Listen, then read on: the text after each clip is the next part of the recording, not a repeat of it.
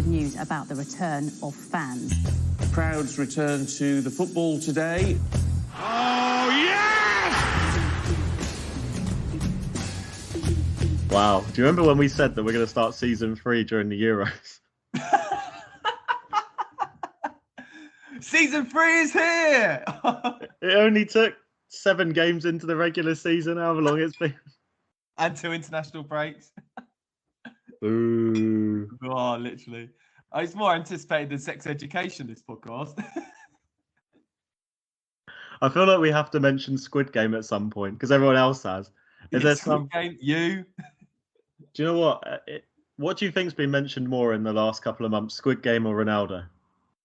Oh, I'd have to say Squid Game at the moment. I still haven't watched it. You've obviously not watched a Sky Sports presentation of the Ronaldo show. Did you know he signed for Man United, Dave? No idea. That's how long we haven't done this. That's why we're still in shock from it. And did you know that, I didn't know if you ever heard, but Leeds are the most entertaining team in the league, and they've only won one. Mate. Old news, mate. Old hat. Even though they're 18th in the league, they're still the most exciting team. Well, Bielsa is the third best manager in the world. You can't tell me otherwise. And then Bobby Firmino, he scored a couple of goals now. What's happening to him? Yeah, we've had to tell Sean not to come on because he would just be too excited about Bobby Firmino.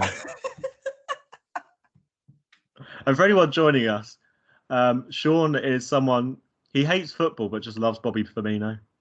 He literally does. He loves Bobby Firmino. And honestly, I'll tell you one thing. He'll laugh if he's listening to this.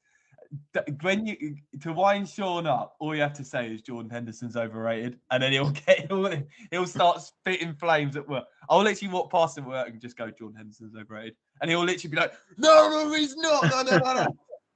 It's the funniest thing. Want to make him bite? You say Jordan Henderson's overrated. The thing is, anyone I slate on the podcast, they end up scoring against the team I'm supporting. And are England playing tonight? Or I think they are, aren't they? Tomorrow. Oh no, tonight. No. And we're playing Hungary. Yesterday. Yeah, sorry. Happy Friday, everyone. England have done something. Win, lose or draw, rule Britannia. Am I right, Dave? Absolutely. Rule Britannia. Oh, I don't think I'll let my Irish girlfriend listen to this. Yeah. I'll tell you what though, mate. Like, as international breaks go, this is the biggest snooze fest I've ever seen. I've not watched any of it. Honestly, it's awful. It's awful. Andorra and Hungary. I mean, I know we get easy groups, but come on, that's not doing anyone any favour. Dave, I didn't even realise the Nations League final was on until this morning. Neither did I. I watched it this morning, and it was the stadium wasn't even full. It's ridiculous. It's honestly such a joke. This Nations Dave, League. here's a real question for you. We start the season with the hard-hitting question: Squid Game or Ronaldo, and the next one, UEFA Conference League or Nations League. Which one wins for you? Oh dear. The Conference League, I just think it's a wasted competition. You're just putting a load of teams in there that you just are never going to compete at. You think they should have brought the Cup Winners' Cup back if they were going to bring anything? Yeah, I think so. This whole, Conference League, and then we're going to have, what are we going to have next? We're going to have the Conference League South. The Conference League South, Conference League North. The UEFA Ryman League. I can't wait. Theo Papites is going to make himself into a trophy. It's awful, mate. It is awful. I look at some of the teams in it, and I'm just like, what on earth? What on earth is this? How did Tottenham get into that? I know. How did Tottenham and Earth get themselves into a UEFA competition is unreal. But the Nations League, I think it. Do you know what? When it first came about, I didn't understand the concept really. But when it first started happening, I think it started kicking off in 2018 when we were at uni, and I think when we got into it, I was like, do you know what? Actually, this is so much better than just watching England versus Iran in a friendly. Like, so just pointless. Just so nice to have something where you sit there and you go, I'm still not into it, like in terms of a World Cup or Euros, but at least it was something that you were like, it's competitiveness. It's not just we're just strolling out here making 6 substitutions at half time and then going home for a cup of tea. Yeah, we're not bringing Daniel Sturridge on to put one up against Afghanistan's finest player. Well, this is what I mean, but I think especially since COVID's hit, I think it has reared its ugly head in terms of it was all just a ploy, really, just to get more money in the door for the kings at UEFA and all these kind of things. Yeah, who was it? Was it Courtois after the final? Okay, maybe he was upset because he lost. Was it the final? Were they in the final? No, it wasn't. They were in the third place playoff. Yeah, he's just said, like, how are you expecting us to play all these games and then play a semi-final and a final? Just randomly put in the calendar in what month? We're in October. Yeah, and I know it's almost as stupid as that Challenge Cup in Scotland when the final was in like November.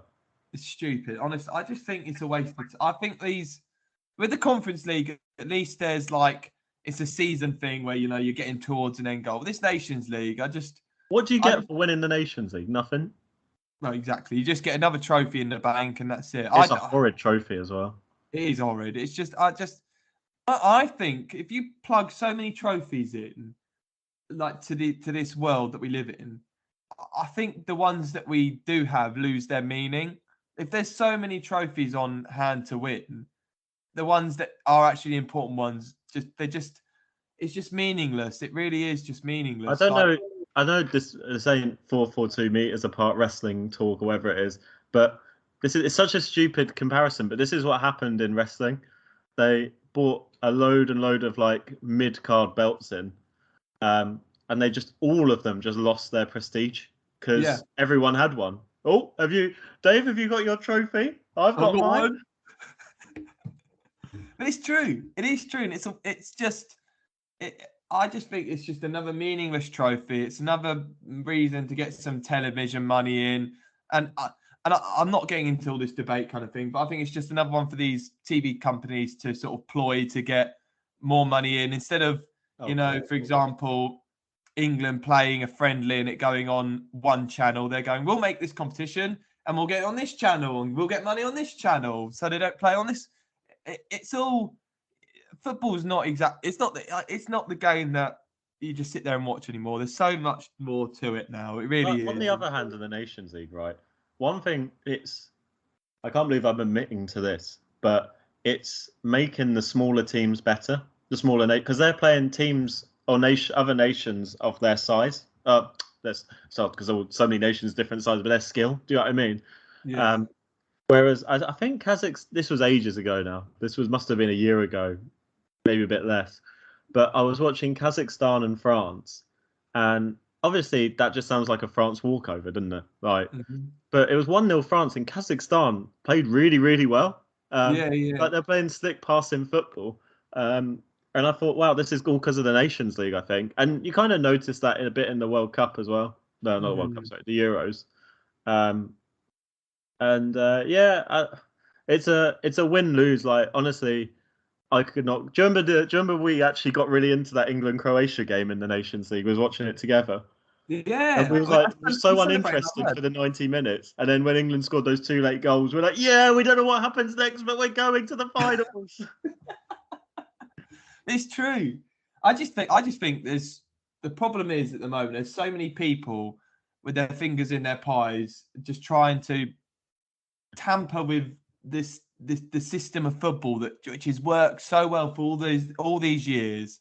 And it's like it with everything. You look into the Premier League, I mean, they're trying to make it 18 teams now, and they're throwing this suggestion in, but let's make it 18 teams, and then we don't have the rubbish teams that are in the league infecting it. With them in the name. What's that? Let's remove teams that have burn in their name. Oh, that's what I mean. It's the people at the top of the chief executives in the Premier League just trying to be a bit snobby, aren't they? And I heard Jamie O'Hara coming out and talking all this rubbish and going, oh, but it's ruining the Premier League when you see teams like Norwich coming into the league and you've got all these good standard of teams, and you've got Norwich there that just teams like Leeds deserve to be in the Premier League. That's what they tell us. Yeah, but that's what they're saying. They're saying all this to, to sort of make the Premier League look sexy, and like every game's a competitive game. And they don't like teams like Norwich who, who aren't the best team in the league. They don't like teams like, not being horrible, they don't like teams like Burnley who are rough and ready and don't play this Guardiola-style football. They don't like teams like that. So trying to whittle it down to 18 teams, they're sitting there going, we'll have 18 really, really good teams, and then all the rubbish, you can David, go off. there's nothing If you sexier to me. come up, you go down. There's nothing sexier to me than Burnley versus West Brom on a Tuesday night. Are you sure about that? Yep. 100%. I just think there's so much tampering. I don't know whether you agree, but the people. The thing is, the people that are tampering, one, they probably have no interest in football besides they own a bit of money in it or whatever. Yeah. Mm-hmm. And two, they're former big team players. Like, we need representation. Oh, it sounds so stupid. Like, we need representation from every single kind of football club. And I think in the Premier League there should be representation from even team. Like, I don't mean like we need representatives from each club, but like, say someone like when he retires, I could see, because I think he's in part of the PFA at the moment, but like Tom Heaton joining the Premier League, like never played for a big club. Well, he's at fucking Man United now, but you know what I mean. He spent most of his career at Burnley, then some at Aston Villa. He wasn't out winning trophies all the season, but then have someone like, I don't know, I can't think of anyone off the top of my head. Nicky Butt, I don't know. Someone who's won trophies. Yeah, do you know what I mean? Like, because at the moment, it's just fed by these big time former big players and all that. Because look at this, we got so and so, and then it's run by people who have no idea what they're doing. Like, they have no idea what they're doing with discrimination. They have no idea what they're doing with the actual Premier League. All they care about is what the payout is at the end of the day. Yeah. Well, and talking of payout, there's only one way we can start, and that's fucking Newcastle. I was just about to say, speaking of money, the Saudi tsunami are loud and proud at the moment. Mate, this is unbelievable. I fully understand Newcastle fans getting behind it. Like, it would be, if it was my club, it'd be hard not to. I don't blame them. But I think it's so wrong. Yeah, but then, like, I'm a bit like you on it. Like, it's not right. But I think if you looked at most of these top Premier League clubs, and well, not just Premier League clubs, top clubs in all leagues, I think there's dodgy dealings going on with money. But this is different though. This is links to a state who have just forever do it with human rights abuses and killing off journalists and God knows killing off how many of their own people.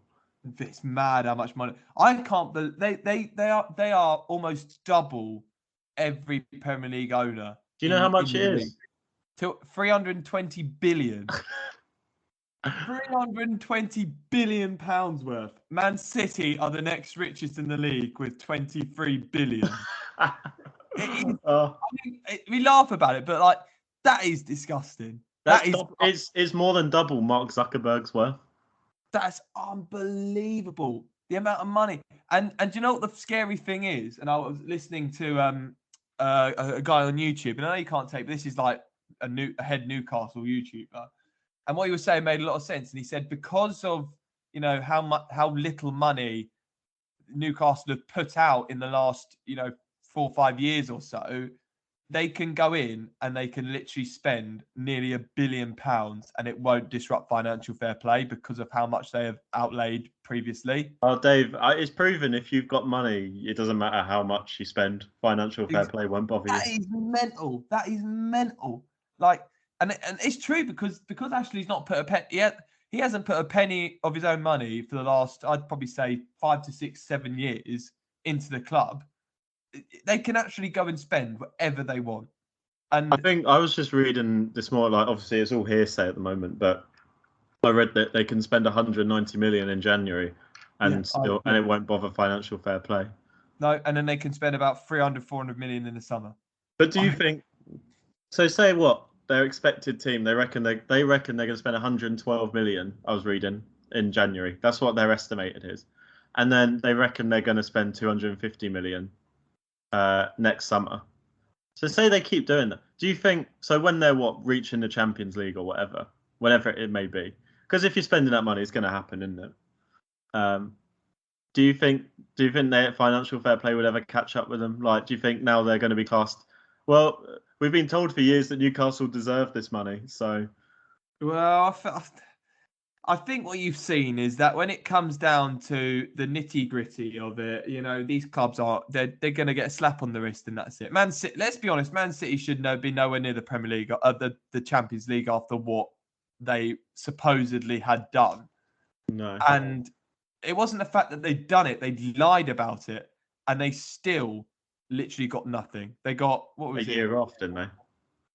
What, Man City? Didn't they have a year out of the Champions League? No, they didn't get anything. Man City. They're still in it now, aren't they? No, didn't they have not this year, but wasn't it like? Did they not have a year off there? No, maybe I've just made that up. No, they didn't. No, because they were in the final last year, weren't they? And it was the. No, I don't mean last year. No, they've been in the Champions League every year. Oh, I think I've just They lost got my nothing. brain. They got nothing. They got warned that they were going to be kicked out for 2 years, and then they got nothing. They got I can't remember, £10 million fine or something, and that's, well, you know what I mean. That's the penny change for City, and then that's the thing. So when City got away with that, that was me just going, you know what?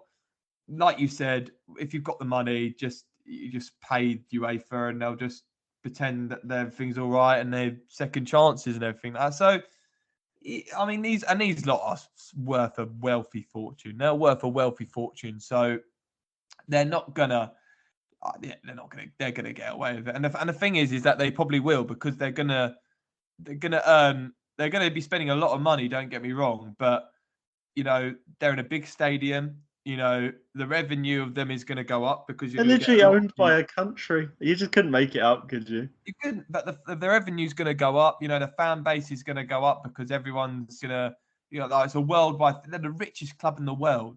They're the richest miles, by absolute miles. You're going to get all these people jumping on, and then more than that, you're going to get more people when they sign these big players. When they eventually do, you're going to get the big players on shirts, and you're going to see Newcastle shirts in, Zimbabwe and, Andorra and things like that, because they're all hopping on. Like, I'm not saying this is a realistic signing they could get now, a Haaland or something like that. Everyone's going to buy a Haaland Newcastle shirt. I can't wait for the Trinidad and Tobago Newcastle fan club. The Trinidad and Tobago. Hey, my nephew Josh, he said when I did a podcast with him a couple of last week, we literally briefly purred over it. He was like, all these Man City fans are now buying John Joe Shelby shirts to claim they were there before the money. Oh, imagine! Do you know what? In like a couple of years' time, we're going to be questioning young Newcastle fans on who Jeff Hendrick was. Glory Hunter, do you not see my Isaac Hayden shirt?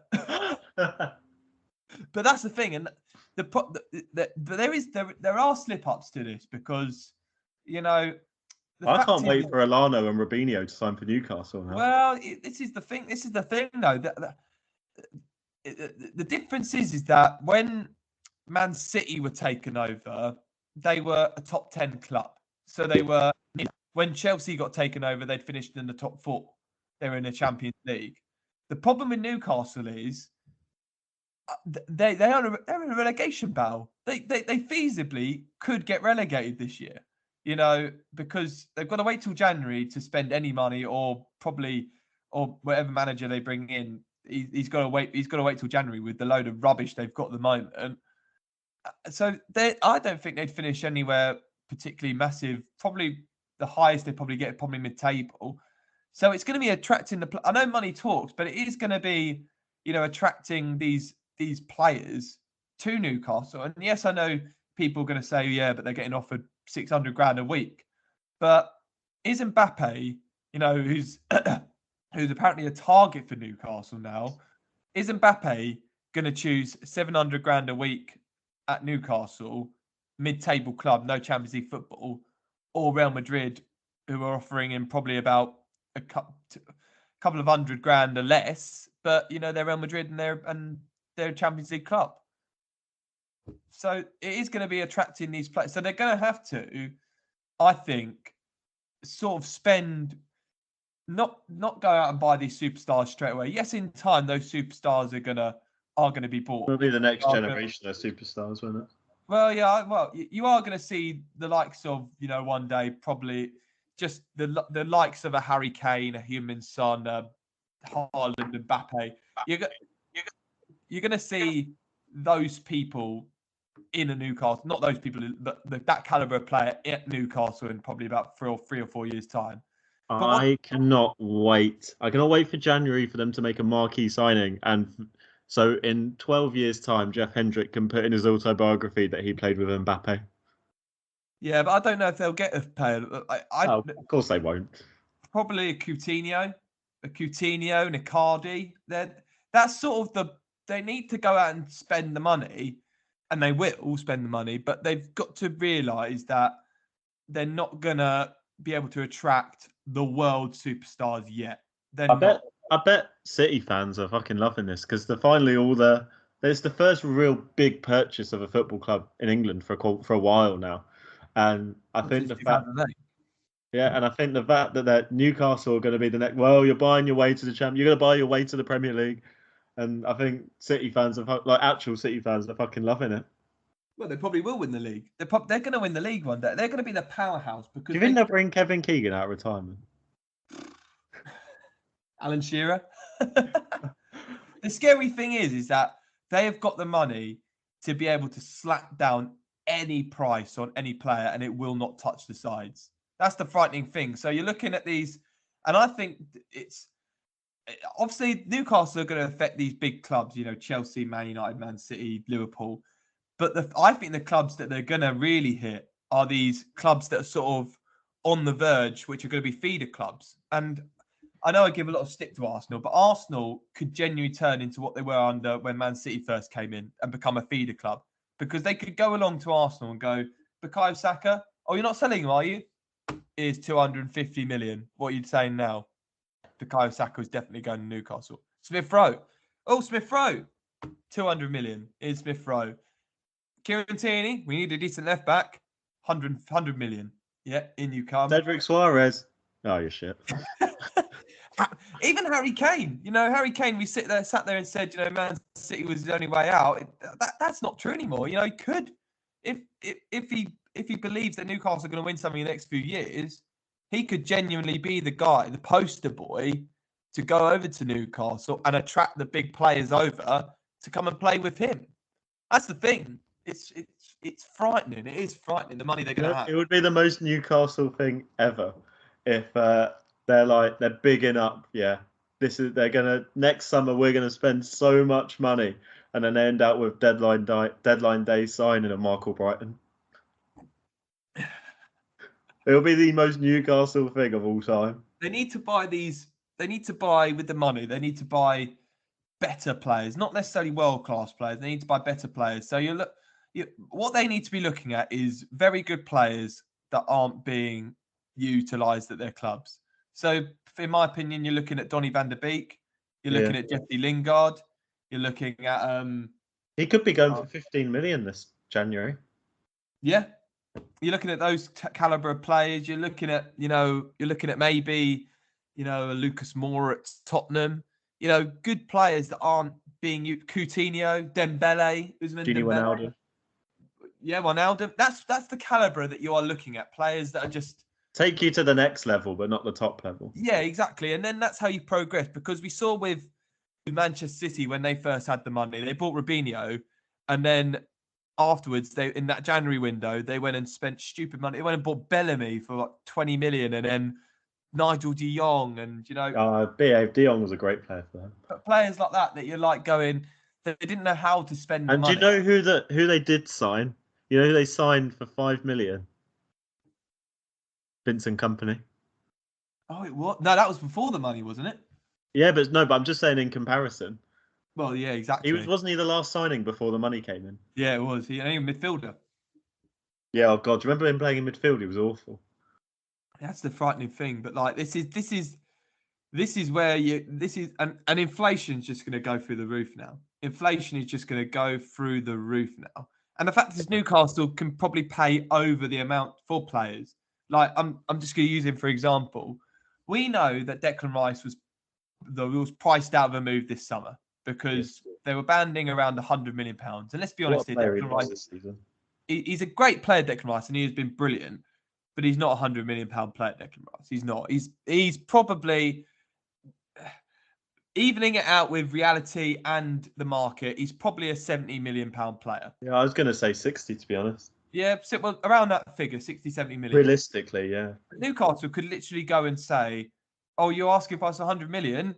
Is 150 million pounds? We've got one of the best CDMs in the world." That is what they could do. And 150 million then for Declan Rice, they're sitting there going, "Right, what's next?" And even more than City, they could just buy him and buy and buy and buy, and it doesn't matter because if it fails, they just go, "Oh, it didn't work." Off you go into the reserve team. We'll loan you out for 3 years, and then we'll buy another player until it works.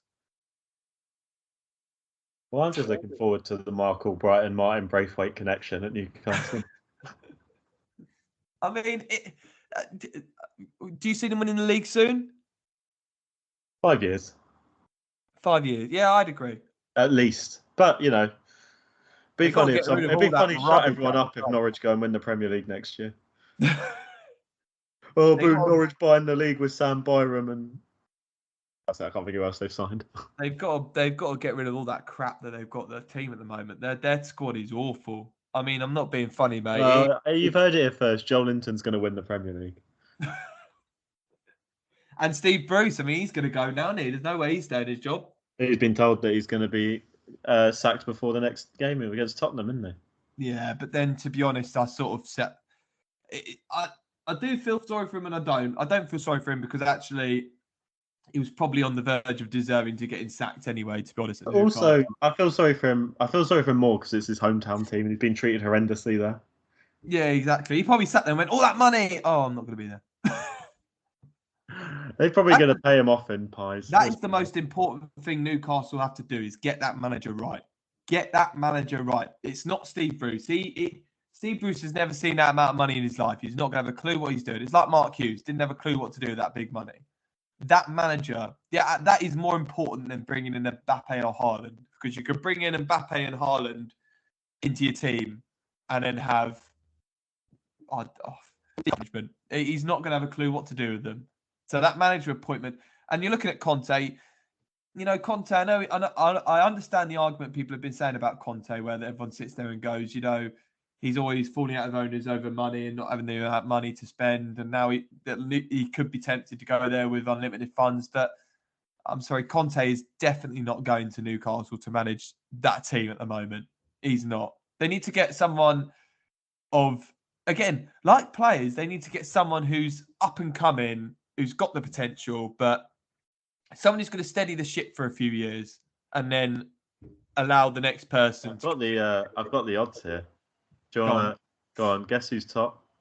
Well, I think the odds on top at the moment is Lampard, isn't it? No. Or is it Gerrard? Brendan Rodgers. Brendan Rodgers. Yeah. See, would he want to go? Would he? Yeah. Well, but on the other hand, they're pissed off with him. Well, not like pissed off as in they want him out, but they're disappointed with him at the moment. It's a dangerous job to take, this Newcastle one as well. I think he'll stay put. I think he'll stay put. Right. Second, Frank Lampard. No. Third, Lucien Favre. You know the. Oh yeah. Dortmund manager. Maybe. Roberto Martinez. God no. No. Steve Gerrard. No. Eddie Howe, Conte, Graham. I saw Graham Potter being lined up a couple of days ago. He won't leave Brighton at the moment. He's doing a good job there. Yeah. He'll build that. Jones. Surely not. Oh dear. Oh, we're getting well down. I don't actually know who the answer is. I don't know who the answer is for the manager. I don't know. I want to see what odds Alan Shearer is. That's one that you could say that will get the fans on board. I mean, not on board anyway, but that's one that you could sit there and go. It's 100 to 1. That's half the problem, is attracting the players. And if you've got a manager of a level of Steve Bruce is not going to. SHOLA Amiobi is only 450 to 1. Get him in. SHOLA Amiobi. Well, go on then, Ollie. You are the head of board of directors at Newcastle. The Saudi Arabians come to you and they go, "Hello, Ollie." Hello, Ollie. And they go, we need you to get the appointment in. We'll offer as much money as you want. Who are we contacting first? Dave, I've just told you. Shola Amiobi. No, you get Sammy Amiobi in as well. We refuse Shola Amiobi. We don't want him. Oh, Dave, I would retire there and then in that case.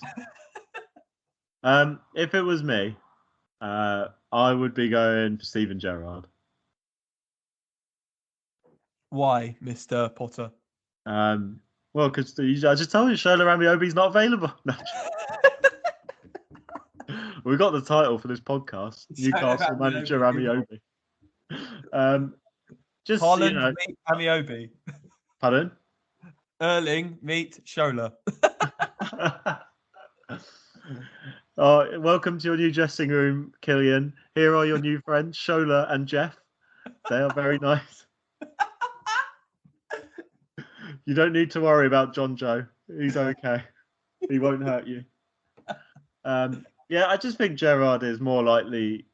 He's not gonna. I feel like he won't spend the big money, but he will be able to bring. I feel like if I was Newcastle manager or Newcastle owner, sorry, I'd be looking at your next young talents, not even your next best world-class players, but your top of the Premier League next talents. Do you know what I mean?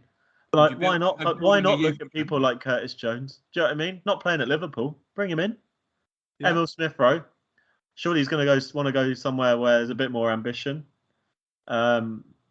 Just people like that. Like, don't even have to be English. Like what's his name? His name's gone from my head. The one who plays for Bayern Munich. English German lad. Musiala. Yeah. Why not look at people like, and then get some experience? Well, get Gini Wijnaldum in. Like he's saying that he's unhappy at PSG. Yeah, best way to ruffle. Probably even get him on loan to buy. Do you know what I mean? Yeah, it's worth a shout. It's worth a shout. Didn't cost PSG anything, so if you're coming in with a good offer, they'll. I reckon they would offer 15-20 million for him. Sorry, accept 15-20 million because go and raid Barcelona. Go and tempt Ansu Fati. You know, Barcelona are ruined. They are ruined at the moment. Go and pound on a wounded animal. Flex your muscles over there. We want Ansu Fati. But don't end out with, if you're going to Barcelona, if you're going to PSG, don't end out with bloody PK. If you're going to Juventus, don't end out with any of these oldies. Like, yeah, they're great names, amazing footballers. But they're not going to win you the league in 5 years' time. No. Yeah, you're right. Okay. This is a game I've been playing with a lot of people this week. It's quite a good one. Putting bets on. Shola Amiobi or Squid Game. What's been mentioned more this week? It was trending. Oh, Shola Amiobi. If you were a betting man, well, you are a betting man, within reason, who are you putting on for Newcastle's Robinho signing? I'll tell you mine first. Go on. 100%. If I was putting money on it, it'd be Coutinho. That's Robinho. The first name that came to my mind, but I'm going to come up with someone different. That's Robinho all over. And then I'll probably go close second, Mauro Icardi. All right, I've got mine. You ready? Luka Jovic. Oh, that's a good shout. And you know how much I like Luka Jovic as well. That's an interesting one. Luka Jovic. He's just someone not doing anything. Do you know what I mean?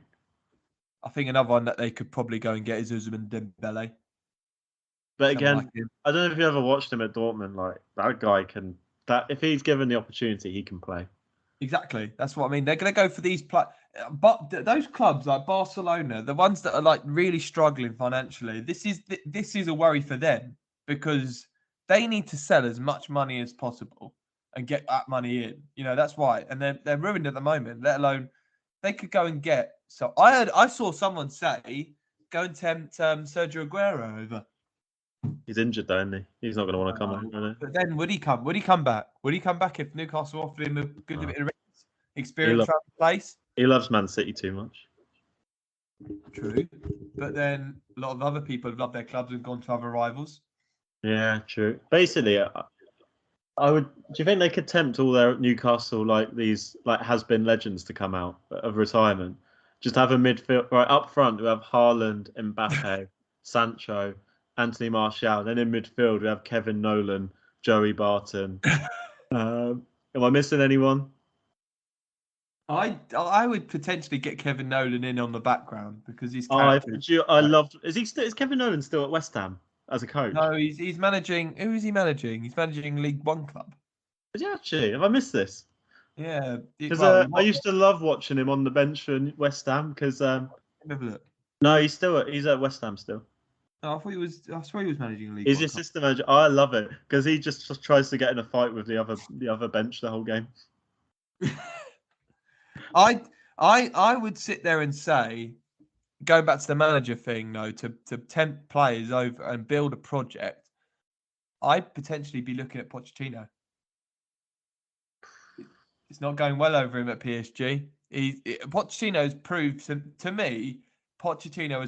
me that he's not a big team manager. If he'd gone to United, the same would be happening with him as it is. I'm disappointed in Poch. I was expected so much.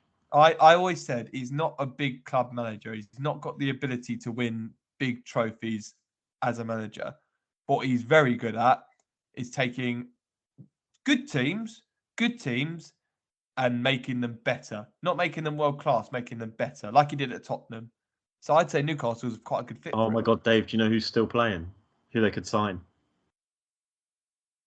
Go on, guess. Sammy Amiobi. Yeah, I mean, I swear he's probably still right. Fabrizio Colaccini.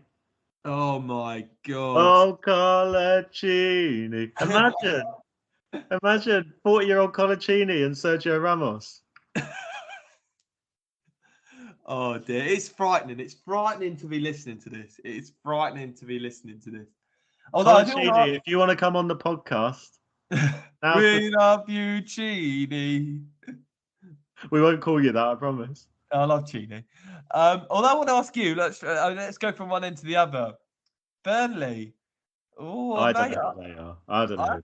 I have to be honest here, mate. I'm a bit. You know me. I've always defended Burnley, not because of you, just because kind of because of you. Say it is because of me. Yeah, it is because of you, partly because of you, but also because I've watched a lot more Burnley because of you, and you always see Burnley grind it out. I have to be honest, mate. I think this is the year you're going to get caught. And I hate saying this because I love you and I don't want you to experience relegation. And I do love Sean Dyche. Oh, mate, I've already been there twice already. But I have a feeling now it could be you that goes. It could be you. You're just so plain at the moment. Yeah, but just think we're missing two of our new signings. Like Connor Roberts has only just come back from injury this international break. Thankfully, not got injured again. Thank you, Wales. Probably going to go break his leg or something in training now. And we look at such a different team with Cornet in the side. And he scores this wonder goal. It wasn't a wonder goal. This fantastic goal against Leicester. And he hurts his hamstring. I was like, well, that is the most welcome to Burnley I've ever seen. I'm not feeling so negative. It's just we can't keep hold of the lead. And I'm just getting... I love Tarkowski and all that, but it's hard work watching him sometimes. Same with Ben Mee, like it can be. And I thought with Collins, with Collins in the team, he's just no nonsense. Do you know what I mean? Do you think Dyche has got to be a bit more flexible with the team selection, not just pick the same 11 every week? No, I think the sad thing. I think he is changing it up. He's got more options. You got to understand, he's got no other options until recently. And I don't get you know how much I liked Robbie Brady at Burnley, but last season it was hard work watching him play any game. You just thought his little twig legs were going to snap at any point. And Goodmanson gets some form and then he gets injured. You're starting Aaron Lennon, mate. Well, we don't really have any other choice. You're starting Aaron Lennon. You know, back in 2000. To be fair to Aaron Lennon, he did all right. If you were starting Aaron Lennon, I'd be buzzing for you. But this is 2021. You're starting Aaron Lennon. I don't know what more we like. The plan is obviously to have Wood, Vidra up front, and then Cornet and McNeil on the wings. But I don't know why we don't. Do you know, I don't know why we don't play Vidra just behind Wood. And then if he's not working, you just swap Vidra and McNeil and bring on Goodmanson. Mm-hmm. But there's a reason I'm not Burnley manager.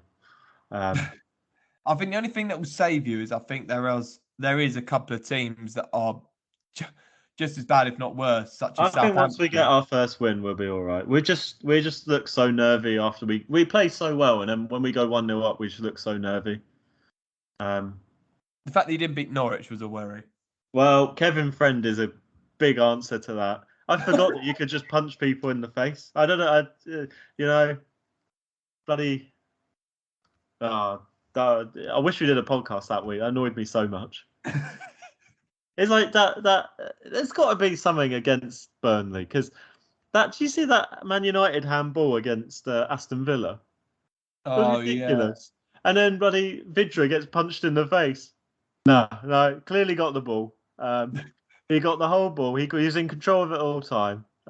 Didn't touch Vidra. He was just knocked out for no reason. He went off with concussion for a bit of fun. This is the problem because I normally say that we're going to go down, but I don't think we're going to go down. Oh my God, Ollie, what were you saying at the start? You're the curse at the moment. I know. Welcome to the Sky Bet Championship.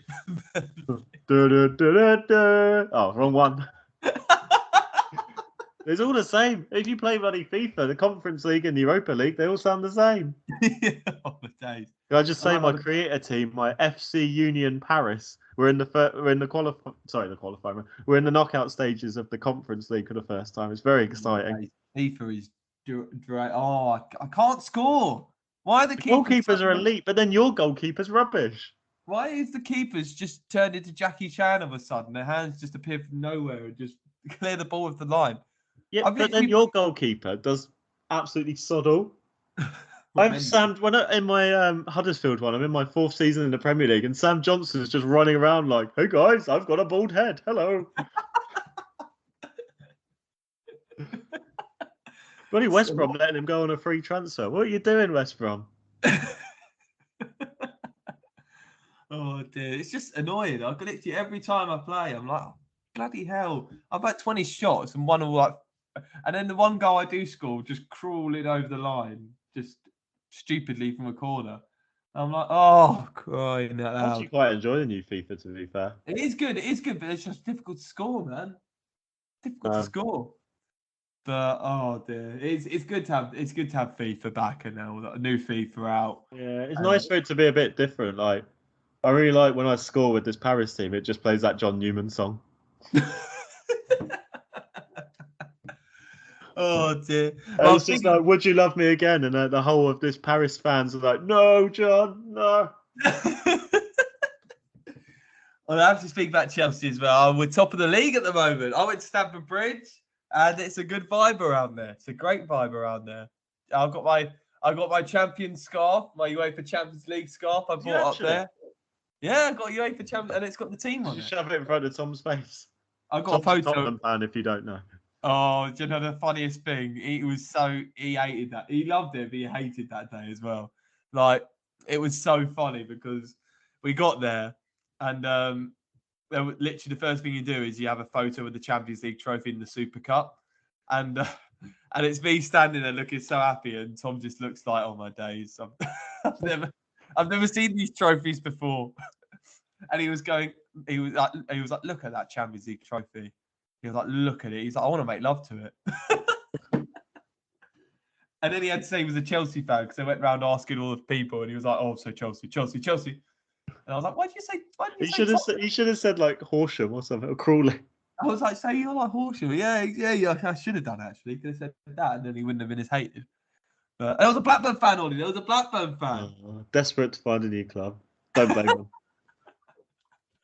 Oh dear. Okay. I know how much you're a fan of these Premier League teams. Sometimes, Ollie. Who have you been most impressed with, and who has disappointed you the most so far this season? Most impressed with Brighton. Obviously, I don't know how they're going to fare now. Basuma and all that. Yeah, I mean, do you know what? They don't play well. They do. Don't get me wrong. They play really well. But Graham Potter has decided that he knows what a game plan is. That was always his problem. He had no game plan. Tactically great, but no game plan. They came to Turf Moor. They knew that we were going to put the pressure on really early. Yeah. We scored really early on. We should have been 2 or 3 up, to be fair. But then they brought on, I think it's Alzate. Is that his name? Yeah, good player. Yeah, and he tore us apart. Like, he was so refreshed. Do you know what I mean? First game of the season as well. And they've done it. They played the game perfectly. I thought. Obviously, it was annoying. Like, obviously, that was the first game of the season I've been there as well. And it was annoying because we were winning for like 70 minutes, and I'd lost my voice in the 70th minute. I was like, I've done this for all no reason. Yeah, most impressed by Brighton. Unimpressed. Oh, that's my bloody. We've got a new caller into the show. It's my home phone. Be quiet. Look at you. You have a home phone. Oh no, it's my voicemail going off. Oh, it's all going wrong. It's all going wrong. Basically, we don't. David, it's just someone who wants to call. Tom wants to call into the show. It's that Blackburn fan. Just in case anyone, we don't do live calling. We can barely record it sometimes, so God, we're not that advanced. Ring me back, Thomas. Ring me back, Thomas Tuchel. Ring me back in a bit. And David, have you just been signed for Newcastle? Yeah, I've just been signed for Newcastle. All right, hang on a minute. Hello, Helen Staveley. Hello. Okay, who's disappointed you the most then? Isn't it Amanda? Yeah. Oh, it's oh dear. I was like, who's Helen?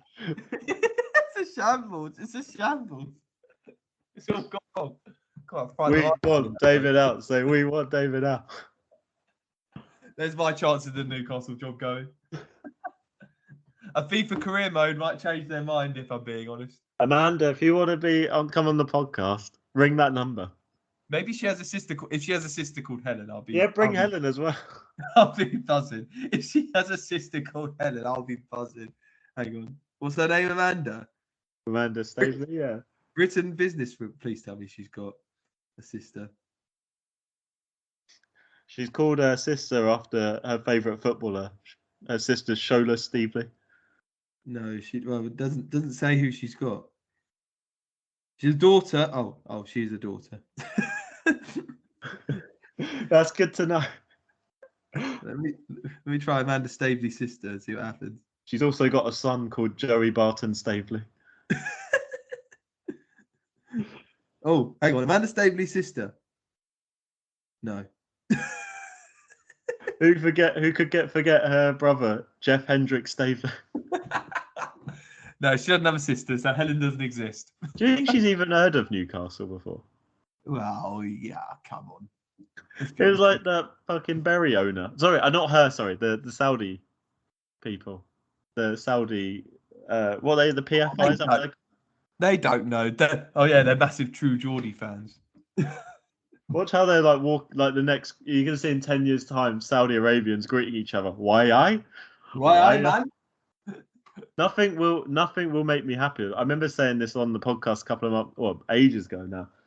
But when Newcastle were playing West Ham in a friendly in China pre-season tournament, you know, that Premier League Cup or whatever it is. Oh yeah. And there's also this place in China called Hanoi, I think, and they had a massive flag saying Chinese Toon Army, Hanoi the lads, and I thought it was brilliant. I was like, these guys deserve a fucking trophy. They deserve a Premier League Cup. What a sign! What a flag! Oh dear. They're the Newcastle fans who remember Jonas Gutierrez. What was the guy? Gabriel Overton. Oh dear. These players. Wait, who did? Oh no, Darren Gibson played for Sunderland, didn't he? Yeah, he was Sunderland. Oh, Newcastle. Sunderland, Newcastle. You can name so many great players. Darren Ambrose. Yeah, he was quality at points, Darren Ambrose. Oh dear. Who else have we had? Do you know it's also bad? Lauren Robert. Oh dear. Roberto Solano. Oh dear. David, do you remember when we was going over classic Premier League mid-table players? Yeah. Do you know who we forgot? Who? Benjani. Oh, what a gift. He's going to turn... Oh, no. Oh, Actually, that reminds me of a tweet I've seen, and it says, "It was so funny." I saw a tweet, and it was on this guy, and he put, "If I don't see Peter Odell-Miming outside St James's Park on deadline day, I'm walking out." Oh dear. Anyway, where were we? Oh yeah, who's disappointed you this season? I completely forgot all about it. Newcastle. Do you know who's actually? This might sound like quite rogue, but do you know who's really disappointed? I was really excited to see how they'll do this season. Man United. Oh, well, there you go, manager. How many times are we going to go over this conversation? The manager. Do you know what? Do you know the first week of the football being back? Who did Man United play on the first week? Oh, they won 5 leads. Oh yeah, of course. And do you know what I heard in the stands? Ollie's at the well. Yeah, well, I was like, oh, here we go again. That was before Ronaldo even signed. The Newcastle game, they were going mental. Oh.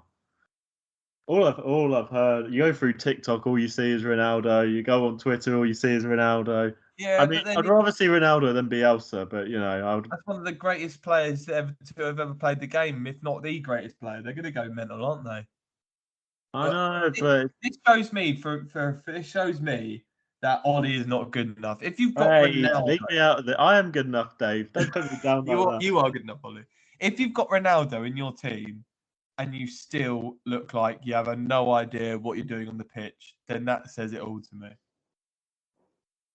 How many times have you heard people like slag off managers, saying we could have Ronaldo up front and we'd still not score goals? That's this team. That is this team. That is the epitome. How many times have you heard all these Arsenal fans and Tottenham fans and Chelsea fans over the years when they've had shit seasons going, we could have bloody Ronaldo up front and we'd still not score goals? And that's literally what Man United are now. They've got Ronaldo up front. They're still not scoring goals. How do you have... I'm sorry, I'm getting onto it now. How can you have Sancho, Greenwood, Rashford, Ronaldo, Cavani, Bruno Fernandes and not look threatening? How is that possible? Pogba, how do you have all these players and you literally don't look like you know how to do anything on the pitch? That's unbelievable. How do you lose to a team called Young Boys? It's just awful. It's absolutely awful. And all this talk about Wan-Bissaka got sent off. Well, Reece James got sent off against Liverpool and Chelsea put him one of the best defensive performances I've ever seen. I felt for you. You deserve to win that as well. Exactly. So we weren't sitting there moaning, were we? It is unbelievable. It really is. It really, really is at Man United. And the problem is, and I'll sit here and say this: if they got rid of Ollie and they brought in, I'd even say if they brought in, even a guy who's not as big, if they had someone like Graham Potter in charge, I think they'd win the league. They just need someone. Obi's free. Oh dear. That's what they need. If they had someone with a bit of tactical know-how, they'd win the league by a long stretch. Ole Gunnar Solskjaer has fooled people into people thinking this Man United team is very ordinary. Ed Woodward, which is still one of the hardest names to say in football for me. He's not there anymore. Is he not? No, oh my God, no, he's not, is he? No, he's gone. I forgot about this. God, I've been obviously so blanking out so much from. Do you know what I forgot? I was playing FIFA the other day, and I played against Real Madrid, and I was like, "Oh, Ramos must be injured." And I went through their whole team, and I was like, "Where's Ramos?" Yeah, I know. It's because he's not playing. He's injured, I'm assuming. And then I was like, "Oh yeah, he's gone." I'm not. The thing is, I still always be an EFL boy at heart. Like I take more interest in EFL than European football now.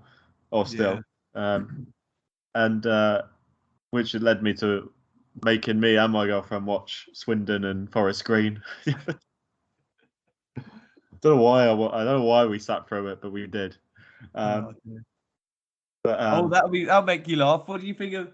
So we've gone from Eddie Boothroyd to Lee Carsley, and we only beat Andorra 1-0. England under 21s with the players we've got, we can only beat Andorra. Yeah, if you look at England against, I didn't even watch either of our games, the first teams against Andorra. But Christ, what 1-0 in the first game? We was only 1-0 up at half time. Yeah. Do you remember when we played Andorra? It must have been like 2009, 2008. It was 1-0 at half time. And obviously in Andorra, the stadium was filled with England fans. Just got booed off the pitch. Yeah. Did they do the same? Probably not. Well, there probably weren't any fans allowed at that point. But I know it was at Wembley. I don't know why for these games. I know they're technically qualifiers, but come on, it's Andorra and Hungary. I don't know why we call up Harry Kane and players like. Why don't we give some of these other players a chance? We knew that these big players aren't going to play hardly at all. They're playing against Andorra and Hungary. Weak opposition. Why don't we bring in? Why don't we leave Harry Kane, who's done absolutely nothing all season? Why don't we leave him at home? Leave him at home. Leave all these big players at home, and take some other player. Why? I'm just using it for example. Why don't we just leave Harry Kane at home and bring Ivan Toney? I knew you was going to say that. I will not stop until Ivan Toney gets a call up. But that's what I mean. Why don't we give these, or call up another midfielder and leave? Why Kane is Calvert-Lewin or whoever our second, Danny Ings? Why aren't they being the first striker for these games? Or Watkins, players like that. Yeah.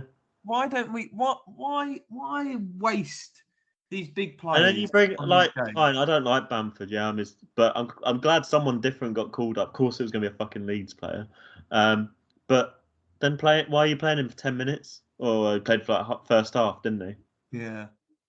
But why? What's he going to get from a first half? Play him a whole game. Yeah, in Andorra. Well, that's why they brought Harry Kane on, because it was only 1-0 for ages, and they wanted to, And I know you get with Gareth Southgate. I know like they've got the whole, he's got his squad of, I think Gareth Southgate's got probably 22 of his squad there, and he just that's his squad. About 20 to 22 players of the players aren't manoeuvring anywhere; they're staying there, and then it's sort of 4 or 5, 6, 7 players, 4 to 7 players fighting over the last few positions in the squad. But you can. I'm sorry, if we are playing Andorra and France, if we were playing Andorra in a qualifier and France in a friendly, I'd sit there and go, okay, fair enough, we're bringing the big boys. But we're playing Andorra and Hungary. Leave Kane at home. Leave Mount at home. Leave Pickford at home. Leave all these Carl Walkers. All these shaky players who are having a bit of a shake, who probably need a rest. Leave Trent at home. Do you know what I mean? We could go up against we could go with Swindon's team against Andorra and we'd win. We don't need these big players. Give these other players a chance. That is the time to bring in the likes of Ivan Toney and players like that to the team. Give them minutes. Be that manager who's going to finally branch out properly. Like we see it with Southgate, but it's predictable, isn't it? Yeah, it's so predictable. And I just, you know who he's going to call up. Like you can tell. I would love to see. I would love to just see people from the under-21s team just get a chance. Yeah, put Smith. Why is Smith Rowe not in there? Smith Rowe's been playing well lately. Give him a chance. Put him in the team. Leave Mason Mount or Jack Grealish or something like that at home, and bring in, bring Harvey Barnes in. Yeah. Oh my days! How many times have we got to scream that guy's name? Bring these players in. Don't need to play. And this will piss off. Townsend to call up again. Because you know what's going to happen. Harry Kane's going to be starting against Hungary. And what a waste of time that is going to be. What a waste.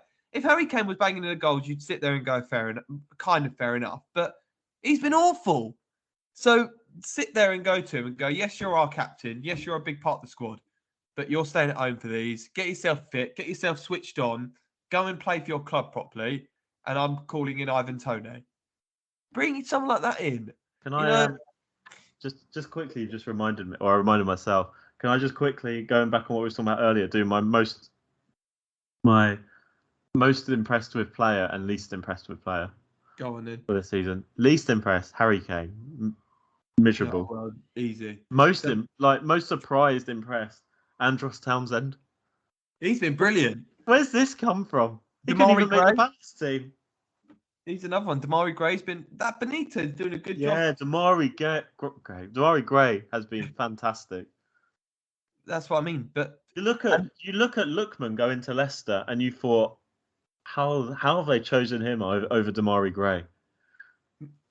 Well, this is what Benitez has done though, because this has been Everton's problem. They go and buy a big name and it doesn't work. Whereas now he's brought gone and in got all these rejects, and it's working. It's working because they want to play for him. Townsend looks a completely different player. Corey looks like another player completely.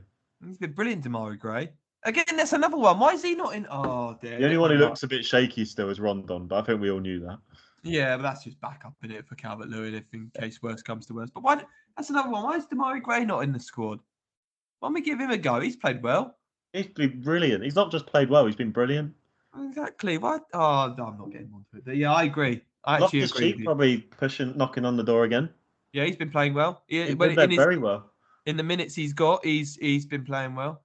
He's not going to get in many minutes, but in the minutes he's done. Well, you didn't like that. Who did you play? Was it Southampton you played last? Barkley. No. Was it Southampton your last game? Oh yeah, Loftus-Cheek played in that game. Yeah, I thought he was brilliant. Yeah, he did. He played really well, and then he came off Barkley. You know, I've been impressed by Chalobah as well. Yeah, he's another one. Why is he not in the squad? Why is he not at least getting his name said? Webster, he's another one. You put him in. Dunk, put him in. You know, all these players. I know it does my nut. I'll tell you actually, I'll tell you, I'll do mine before we finish, and then we'll wrap it up. Well, begin to wrap it up. My most impressed player, I'll do a surprise one at Cucurella at Brighton. I think he's been brilliant. Yeah, fair enough. Looks a very good player. Most impressed player, it's got to be Salah, isn't it? It has to be Salah. He just looks another level, and I think the disrespect that guy gets on his name. No, we're like we're the only ones who probably big him up. We're the only ones that big him up. That season after he scored 40 goals, and everyone was sitting there going, "Salah's been really pulled you," and we look at each other. He's scored like 30 goals. But then he's jealousy at his finest form. Yeah, so it's Messi and Ronaldo, isn't it? They just got to score one goal less than they did the season before, and everyone's on them. But they're finished. They're done. He's another player. To be fair, Messi's only scored one goal, hasn't he, so far? Yeah, he's been brilliant. Salah. Least impressive player, I would have said Kane, but let's go for someone different. Least impressed with player. Actually, going on someone I think has actually really impressed me, although Ismail Assar. He looks good at Watford. Yeah. Another one who I think I've been impressed by, Ben Foster. Come back into the team after like months and months out. Well, all that YouTubing, innit? I love it, mate. I love his channel. But who would I say the least impressed with? I would probably have to throw. I'd have to throw. Oh, James Maddison's another throw in there. I'd have to throw Bruno Fernandes in. Yeah. I think he's looked so poor. I think he's not happy that he's not the number one man. And I think, I think he's. It's so unfair, isn't it? Salah has a couple of goals off, and everyone loves it, and everyone hates him. And then Bruno Fernandes hasn't looked, in my opinion, anything like the player he was in his first 18 months at Man United, and everyone still loves him, and he's up for Ballon d'Ors and everything. Yeah, and I think the last, well, maybe 18 months is harsh, but maybe the last probably 7 to 8 months, I think he's been quite average, if I'm being honest. He's been a penalty merchant. Yeah. Big time. And I'm one of his biggest fans. Do you remember when he first signed? I was so happy to give him the Player of the Season award. Yeah, he's brilliant. I thought he was fantastic. He was doing things that Man United missed for so long. But now it's like it got into his head that he needs penalties.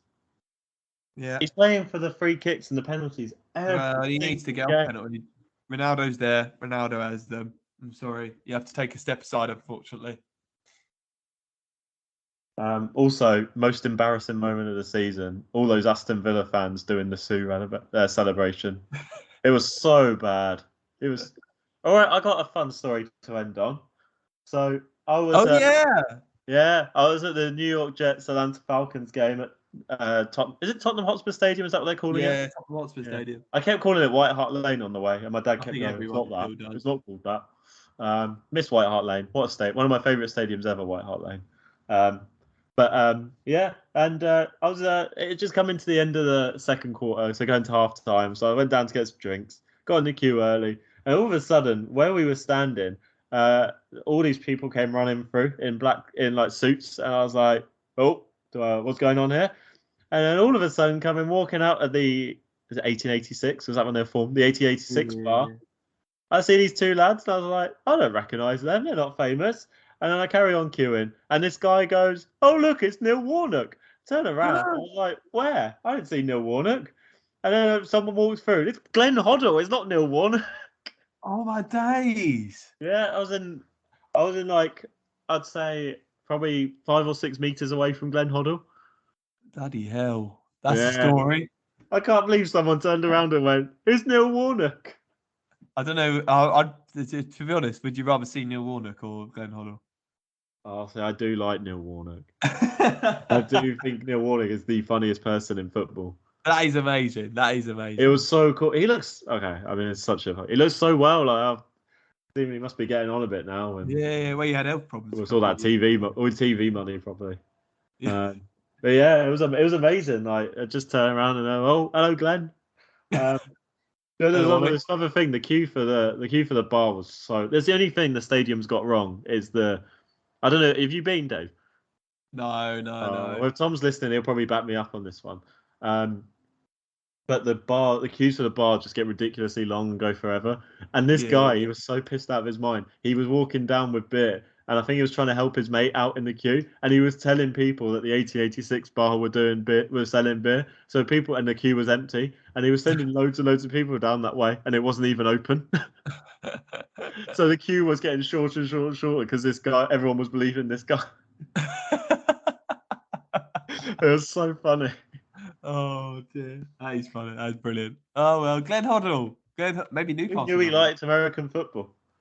Oh yeah, well he's Tottenham ambassador, isn't he? Yeah, I was going to say probably got a free ticket. Yeah, probably. Obviously. It's been return to season 3. It's been brilliant. Yeah, it's only 3 or 4 months too late, but we got there eventually. But we're back. It's more anticipated. Now. And we're going to have guests next week, I think. Are we? Oh, I don't know. I was just hoping you'd say yes. We're going to have guests next week, I think. Oh, yes, we will. Oh, yeah. I knew we had agreed on that. We'll wrap a few people together. Cut that last bit. Yeah, we'll wrap a few people together. I might get Tom to come on. Yeah, we'll get a few people on, just chat about the season. Got to be done. But it's been good to be back in it. Do you know what? Considering us two, I mean, I've done a few little bits and bobs here and there, but considering us two have done it, that's just flown like clockwork, like it used to be. I know. Well, the thing we should have said it at the beginning, really, but we've had so much in our personal lives going on since the start of the season, so it's just been difficult, isn't it? We've had holidays. We were meant to do it the week. We they said we're going to start this week, and then we both booked holidays the same week. I missed you clicking stop record and then going, that's the best one yet. But the thing is, the more we do it, the quicker it gets. And then I literally look down and it says 6 minutes. I'm like, oh my God, this is dragging so much. And then I look up again and now it's 1 hour and 7 minutes. It's been brilliant. It's been absolutely brilliant. We are returned. So yeah, we are back. We're back for a season 3. So on those Spotify's and Apple podcasts. Who knows if it even works still? But we're going to find out. We'll see season 3 for 2 meters apart. And we have to change our name, really. Oh, no. Dave, do you know how much effort that's going to be? I'm annoyed that I have to come up with a new intro, let alone a new logo. Okay, let's put something out to the fans then. Let's put something out to the fans, the masses. Comment or message in or Twitter us or at us. Twitter us, it's so old. Or at us on Twitter or Instagram, whatever, with your suggested names for this podcast. And if they're all crap, then we'll keep the same name next week. The thing is, say we're in our 50s. No one's going to know what the new listeners aren't going to know what this means. You literally, they're like 442 meters apart. That's a bit weird. Apart from what? Apart from what? Where are you apart from? But more importantly, we haven't had a podcast since the fans are back. What a feeling! Oh mate, unbelievable. That Brentford game against Arsenal, I think that's the best I've seen it. I have to say, I think Brentford have got the best fans in the league. I do. I think they do. And we've been there, but that Arsenal game and then that Liverpool game recently, that for me, it's like the fans are in the living room with you. That it's perfect. It's such a good atmosphere. When we were living in London, they pretty much were, to be fair. Yeah, they were. Yeah, they were. They were. It's been brilliant. Yeah, it's been absolutely brilliant. It's such a difference. That first game back that I went. Sorry, we will wrap it up. This is the problem. We say we wrap it up and we never do. That first, I went to the Burnley Brighton game on the first day of the season. It was amazing. Like just to be back in the stands, you know. Oh, no, I wanna go back Even so bad. losing, even losing, it's just something I haven't felt for so long. What losing? Yeah, wow. That's not true. Even if you don't know, the bloody Jets lost as well on the weekend. The only time I've seen a team win in person this season was against Rochdale in the cup. Then we got Tottenham next. Oh, I'll go into that game for goodness sake. Oh dear. But yeah, so do you know what? We'll throw it out to our guests. If they come up with a good name, we'll give them a nothing because we ain't got anything to give them. Plaudits. Yeah, we'll give them a credit in the description because you all read all the fans. They read the description. They do read the description. Actually, they do. They don't listen to the podcast. They're like, oh, I always wondered who wrote that music. Oh, not these bloody lot again. But yeah, you know what? We don't have to give any COVID spiel this time. No, we don't say David's finished. It's done. It's been relegated. It's gone. Yeah, we don't have to do that spiel. We're like, stay safe. Don't go anywhere you're not meant to. Because you're allowed to go anywhere. They're encouraging it. Go back to work. Get a job. I'm joking.